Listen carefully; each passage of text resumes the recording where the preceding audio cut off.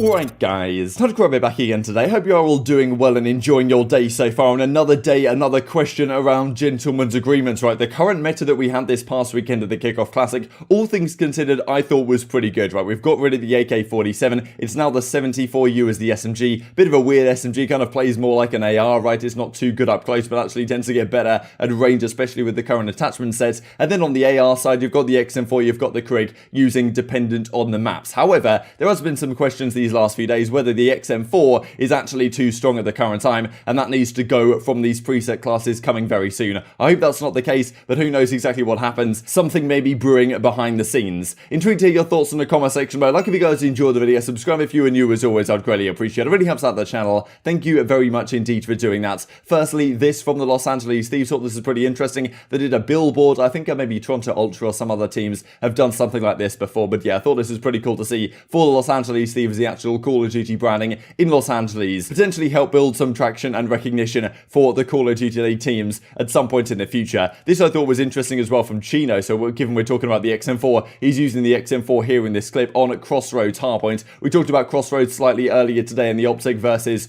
Dallas Scrim set, but as you can see, they spawn right behind Chino right here, and then he spawns out trying to push the hill and gets shot in the back straight away. So yeah, the spawns over at this P4 just aren't ideal by any means, and well, gets kind of frustrated about it, as you can understand. And Matt Squant over at Treyarch says, yeah, that hill keeps me up at night. Conversations to be had. So really cool to see they're engaged and thinking about exactly how, like, okay, how do we improve this hill? How do we make sure that the players don't spawn right behind Chino as they do right here on the other two? That's pretty remarkable that is even possible. You just spawn in looking at the back of the guy trying to anchor the hill. So maybe there needs to be something done about that hill. Don't know whether you even move it again back to where it was right at the start of the game, or something might tend to happen. But some pros, I'm sure, are very frustrated with Crossroads right now as a map, and we talked about GAing that map out of the map set not too long ago by the pros. I imagine a lot of them are going to veto it out of the game as well. But there's also been some questions about Garrison, for example. Phoenix, the coach over at Wester, says, I know I said it before, but Garrison has to go. It's basically a 1.5 lane map with awful spawns in respawn, and S&D is even worse now with no smokes. I think S&D is kind of the frustration.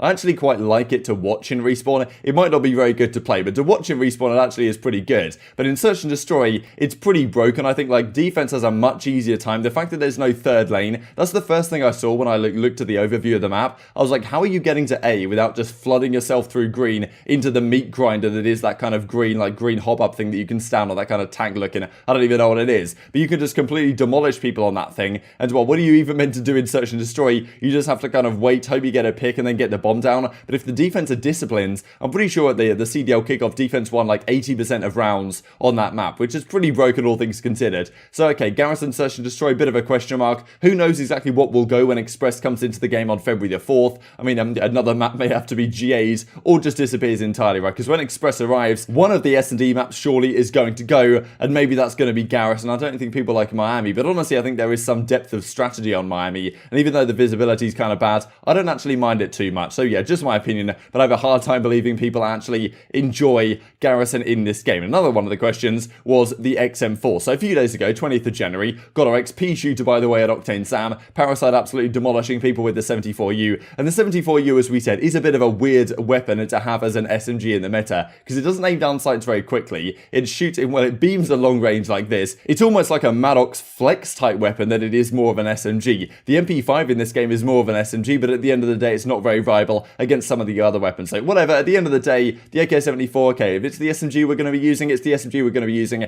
That's not the end of the world. But in terms of the flex weapon and the main assault rifle, I was actually quite happy with the meta we saw this weekend. There's definitely a degree of personal preference on certain maps. If you're a main AR, okay, do you use a Krig? Do you use an XM4? I think Slasher was talking on the podcast, the fact that Kenny actually really likes the Krig, but Slasher likes the XM4, which is bringing them questions about, okay, if I'm the main assault rifle, technically I should be using the Krig, but then, okay, well, Kenny has more luck with the XM4, with the Krig, sorry, I have more luck with the XM4. Okay, exactly what do we do here to resolve this issue right now? And well, maybe one of the ways to resolve the issue is just to ban the XM4 out in its entirety. But I think the current meta with the XM4, with the Krig, is pretty fun to see, because you get some multiple engagement ranges. You can set up your gunfights depending on what weapon you have in certain situations. But maybe if you're a team that's not necessarily so good with the XM4, you might be thinking, alright, what if we just get rid of it from the game in its entirety? Makes our lives much easier. Then we can just use 74Us and Krigs, kind of like we're playing Call of Duty Modern Warfare again, with just a 2-weapon meta, which thankfully we don't have in this game right now. But well, could it be on the horizon? I certainly hope not. but who knows, right? So as Bid says a few days ago, we got a number of tweets like this.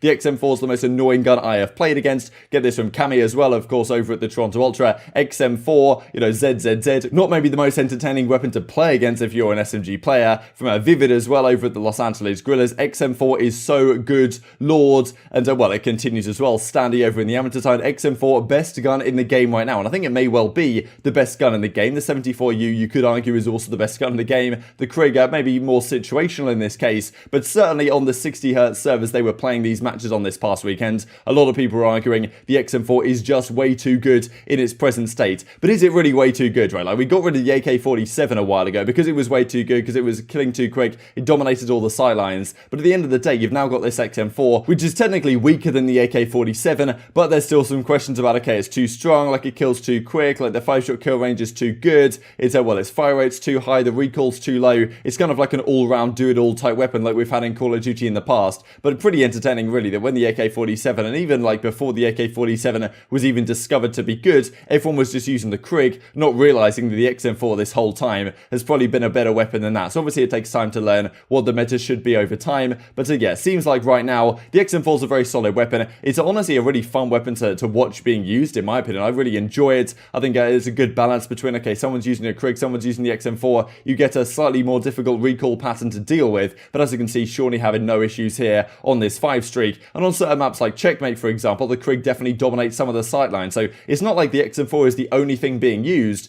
Definitely there's a place for the Krig on certain maps, the XM4 on certain maps, and sometimes the AK-74U is so good at long range, why do you even need any of these weapons in the first place, right? So I do think the XM4 has its place in the game. I would be disappointed to see it completely disappear. I don't think it's dominating the meta. I mean, if the 74U was weaker, or if the 74U was banned, then I think the XM4 would dominate the meta, because all we'd have is like the MP5 or something, and then we'd just be playing Modern Warfare again, right, with MP5s and M4s. But with the Krig being pretty good, and the 74U being good at long range, the XM4, I mean, you know, you're really only using 2 of them on a map. I don't think it's too strong to have to go, but there were some questions around it. Jacob said, as we looked at yesterday, I've changed my mind. XM4 is stupid OP, and as aBeZy said a few weeks ago, like he was saying that the XM4 was going to be the weapon that was OP, and Scump was laughing about this, kind of an SMG player once again living in an assault rifle player's world. And as Loony says yesterday, the XM4 needs straight up GAing. He doesn't make the decisions about the GAs in the European community. It's definitely done like a voting kind of system, but he's kind of the spokesperson for it, and Loony thinks it should go. But he does, we'll go into it in just a second here. Just to confirm, the XM4 will not be GA'd. This is just my own opinion, which everyone disagrees with for the current time, but who knows what will happen going forwards, right? We saw in the European amateur scene, they were pretty much the first players to get rid of the AK-47 from competitive play a couple of months ago now, and the pros were like, okay, what are you playing at? This gun isn't even that good. The Krig is the better assault rifle. Then they realized over time, actually, the AK-47 is very good. This 4-shot kill range is absolutely ridiculous, and maybe it needs to go to keep the game balanced, which way maybe you agree with, maybe you do not. But it was the European challenger scene that kind of led the charge there. So it's kind of, well, I'm just intrigued to see the Loony saying, okay, the XM4 is maybe too strong.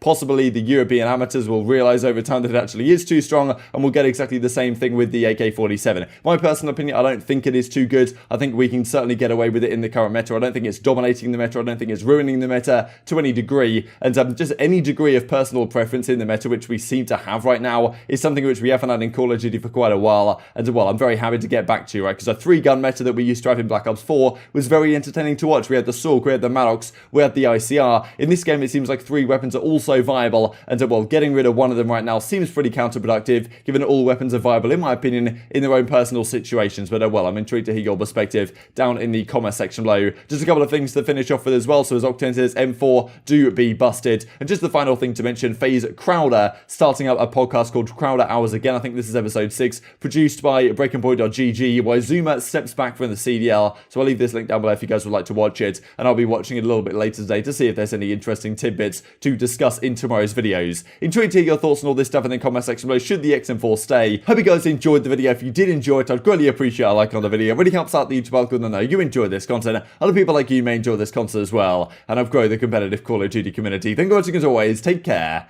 and I will see you next time. I gave up top. I killed Noisy. That was 3. That's 4. What the f is dude spawn next to me? What? I'm standing right there. Nice. One spawn behind us. What? No, Somebody clip that. Oh, there's I'm in the another one. back, There's in the another one. back, There's in the another one. I knew it. Changes. Keep on fire. Keep on fire. Towards lies. They're very spread out across the map, but the power position's covered. Shawnee up top has a lot of responsibility. Saw 2 players out in vents. Meanwhile, killing players coming off the spawn. Give him the second as well. That is a 4 spree for him once he gets up top. And frankly, he has no intention of slowing down. There's